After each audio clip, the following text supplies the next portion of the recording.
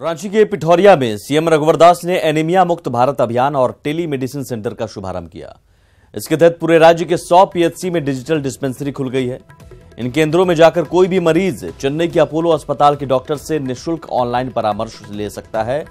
जरूरत पड़ने पर मरीजों का डायग्नोसिस भी किया जाएगा। इसकी ऑनलाइन रिपोर्ट देखकर मरीज दवा लिखेंगे। संबंधित पीएचसी में तैनात अपोलो अस्पताल की नर्सें पूरी प्रक्रिया में सहयोग करेंगी।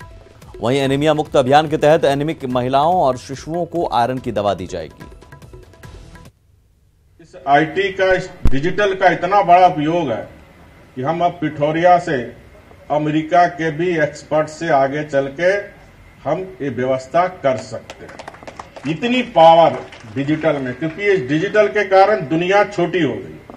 अब आपके हाथ में मोबाइल है, आप बैठे बैठे आप किसी कोना में, आप देश के किसी राज्य के कोने में किसी से भी बात कर सकते हैं।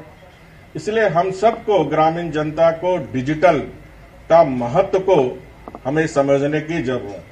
ये जो डिजिटल लेन देन का भी झारखंड सरकार का प्रयास है कि अधिक से अधिक लेन देन हम डिजिटल के माध्यम से करें, तो हमें आने वाले समय में डिजिटल में झारखंड में क्रांति लाना और उस क्रांति की शुरुआत स्वास्थ्य विभाग के माध्यम से टेलीमेडिसिन डिजिटल डिस्पेंसरी।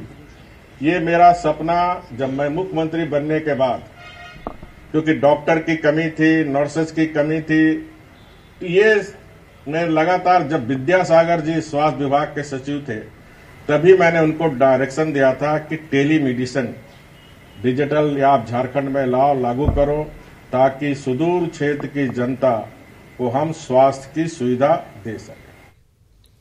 गोपालगंज के हथुआ में पहली बार हेलीकॉप्टर पर सवार होकर दूल्हा शादी करने पहुंचा और दुल्हन को साथ लेकर गए। सिवान के दक्षिणी टोला के रहने वाले संजीव सिवानी को तमन्ना थी कि अपने दुल्हन की विदाई हेलीकॉप्टर से करें, और इसी तमन्ना को पूरा करने के लिए संजीव ने सिवान से हथुआ के महारानी मैरिज हॉल में बारात लेकर पहुंचे। शादी के बाद दुल्हन ममता को हेलीकॉप्टर से विदा कराकर सिवान आ गए।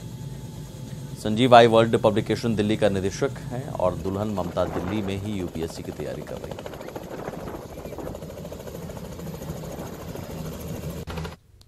खबर महाराष्ट्र के ठाणे से, जहां एक होटल में तेंदुआ घुसने की खबर से अफरा तफरी मच गई। तेंदुआ यहां के होटल सत्कार रेजिडेंसी में घुसा। तेंदुए को पकड़ने के लिए वन विभाग की टीमें होटल पहुंच चुकी हैं और तेंदुए की तलाश कर उसे पकड़ने की कोशिश में लगी हुई है।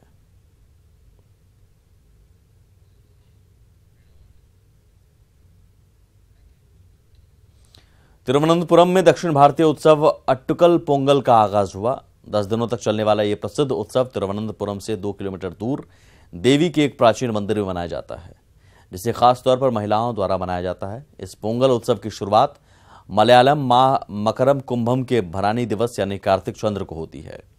इस उत्सव की अंतिम रात को कुरुथी थार्पणाम कहते हैं और इस दिन बलि के साथ उत्सव को पूर्ण करते हैं।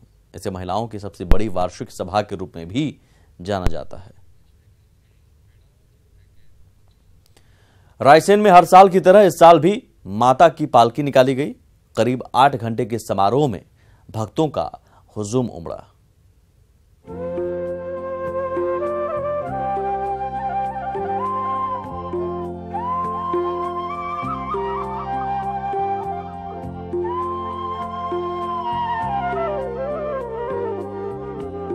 आस्था, विश्वास, उमंग से सराबोर माता के भक्तों का ये सैलाब राजगढ़ में उमड़ा है, जहां भैंसवा माता जी पालकी पर सवार होकर निकली है और साथ में निकला है श्रद्धालुओं का जत्था।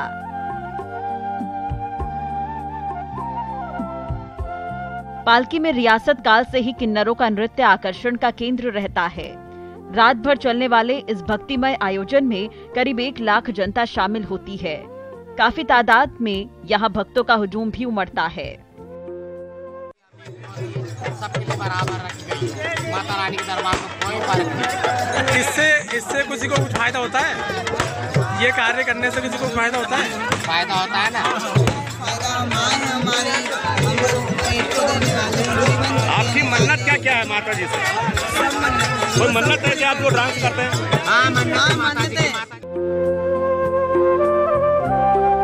भैंसवा माता जी मंदिर में विराजित माता बिजासन की जो मूर्ति विराजित है, कहा जाता है कि ये विग्रह में विराजित माता की मूर्ति स्वतः ही धरती से प्रकट हुई है। उज्जैन के महाराजा विक्रमादित्य के भाई राजा भर्तृहरि ने तपस्या की थी। साथ में उनके गुरु गोरक्षनाथ भी आए थे। ये जल रही उनके ही हाथों की जलाई गई अखंड ज्योति से मिलता है। लोगों का मानना है कि यहाँ निसंतान दंपत्ति को भी संतान प्राप्ति का वरदान मिलता है। रायसेन से न्यूज़ 18 के लिए मनीष की रिपोर्ट।